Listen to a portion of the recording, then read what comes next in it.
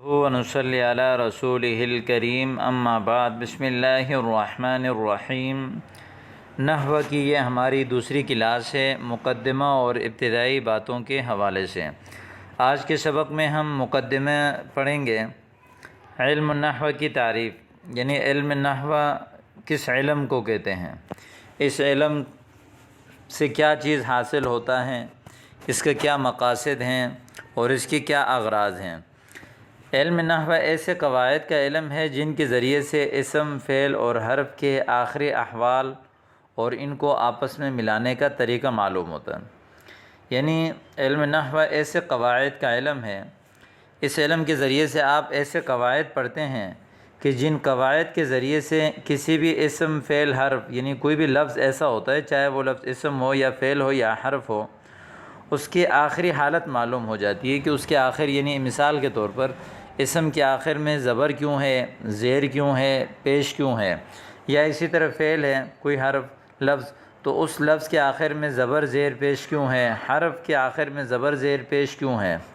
تو اس قواعد کے، یعنی ایسے قواعد کا جاننا جن کے ذریعے سے اسم، فعل، حرف کے آخری احوال اور ان کو آپس میں ملانے کا طریقہ معلوم ہوتا ہے۔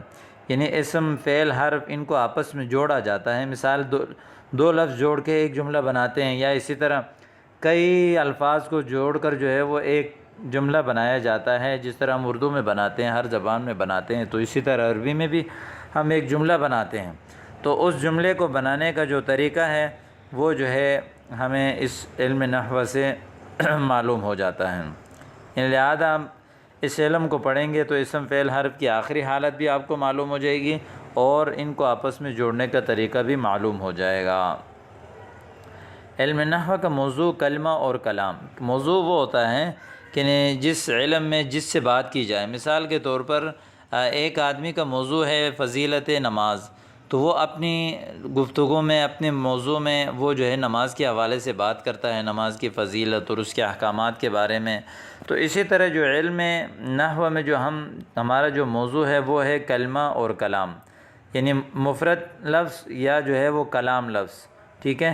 کلمہ اور کلام سے ہم بات کریں گے۔ ایک لفظ ہو یا ایک سے زیادہ جائے، جتنے بھی الفاظ ہوں اس کو کلام کہتے ہیں، ٹھیک ہے۔ ایک لفظ کو کلمہ کہتے ہیں۔ تو ہم اس لفظ میں ایک لفظ کے بارے میں یا ایک لفظ سے جو بڑا لفظ ہو، چاہے جتنا بھی بڑا لفظ کلام ہو، ان کے بارے میں ہم بحث کریں گے اس علم سے کہ یہ کلمہ کیا ہے، یہ کلام کیا چیز ہے، اس میں ہر لفظ کا جو آپس میں جوڑ ہے وہ کیوں ہے، ٹھیک ہے۔ اس علم کو پڑھنے کا غرض کیا ہے، وجہ کیا ہے، ہم کیوں پڑھتے ہیں اس علم کو؟ قرآن و سنت کا فہم اور عربی زبان میں لفظی غلطی سے بچنا سب سے بنیادی چیز ہے۔ ہم قرآن و سنت کو اچھی طرح سمجھیں، اور دوسرا وہ ہے کہ عربی زبان میں ہم لفظی غلطی سے بچ جائیں، عربی زبان میں ہماری غلطیاں نہ آئیں، ٹھیک ہے۔ یہ علم نحو پڑھنے کا غرض ہے۔ اس علم کو علم نحو کیوں کہتے ہیں، اس کا نام علم نحو کیوں رکھا گیا ہے؟ نحو ایک معنی، یعنی نحو کا ایک معنی آتا ہے طریقہ اور مثال، یعنی مثل، طریقہ۔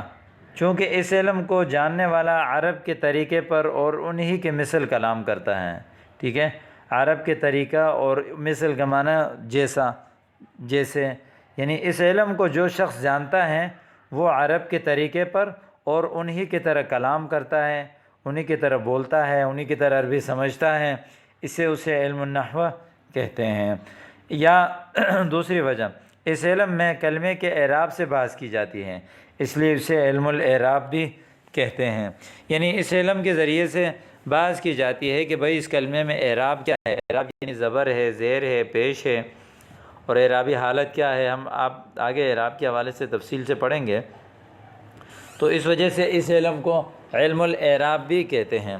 مرتبہ علم نحو، اسے کب حاصل کرنا چاہیے، نہیں اس علم کا مقام کیا ہے؟ فرمایا کہ علم نحو علم صرف کے بعد اور علم بلاغت وغیرہ سے پہلے حاصل کرنا چاہیے۔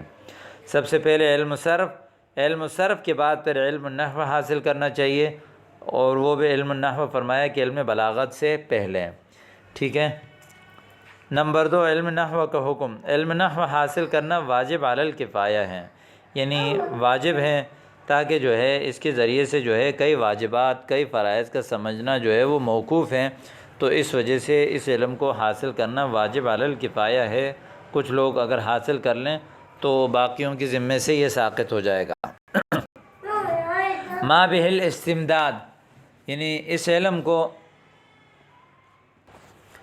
ما بہ الاستمداد اس کا مطلب یہ ہے کہ یعنی وہ چیزیں جن سے نحو کے قواعد بنائے اور ثابت کیے جاتے ہیں، یعنی نحو کے جو قواعد اور اصول اور ضوابط وضع کیے گئے ہیں، یہ قوانین کہاں سے اٹھائے گئے ہیں، یہی اس کا مطلب ہے ما بہ الاستمداد۔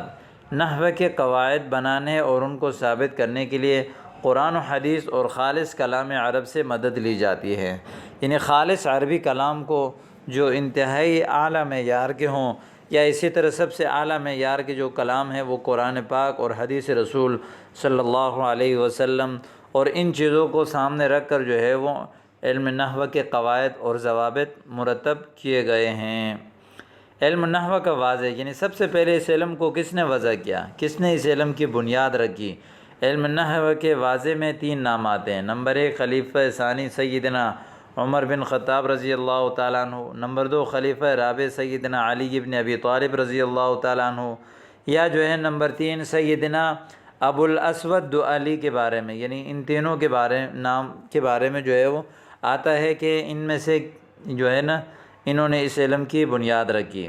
مشہور نحات، یعنی اس علم کے مشہور ائمہ امام سیبوی، امام خلیل، امام یونس، امام اخفش، امام قطرب، امام مازنی، زجاج، ابن کیسان، صرافی، فارسی، ابن جنی، ان کو بصریین کہا جاتا ہے۔ یہ سارے ائمہ جو پہلے ذکر کیا ان کا نام ہے بصریین، اور امام کسائی، مبرد، فرا، ثعلب اور محمد انباری، ان تمام ائمہ کو جو ہے وہ کوفیین کہا جاتا ہے۔ تو یہ بنیادی چیزیں ہیں جن کو آپ کو جو ہے وہ اس علم کو شروع کرنے سے پہلے سمجھنا ضروری تھا کہ علم نحو کس کو کہتے ہیں اور اس علم نحو کا موضوع کیا ہے۔ علم نحو ایسے قواعد کے جاننے کا نام ہے کہ جن کے ذریعے سے اسم فعل حرف کی آخری حالت اور ان کو آپس میں جوڑنے کا طریقہ معلوم ہوتا ہے۔ علم نحو کا موضوع کلمہ اور کلام ہے۔ علم نحو کی غرض تاکہ قرآن و سنت سمجھ میں آ جائے اور عربی زبان میں ہم لفظی غلطیوں سے بچ جائیں۔ تو یہ بنیادی چیزیں آپ کے سامنے آ گئیں، امید کرتا ہوں کہ آپ کو سمجھ آ گئی ہوں گی۔ کوئی بھی چیز اگر سمجھ میں نہ آئے تو آپ واٹس ایپ نمبر کے ذریعے سے پوچھ سکتے ہیں۔ والسلام علیکم ورحمۃ اللہ۔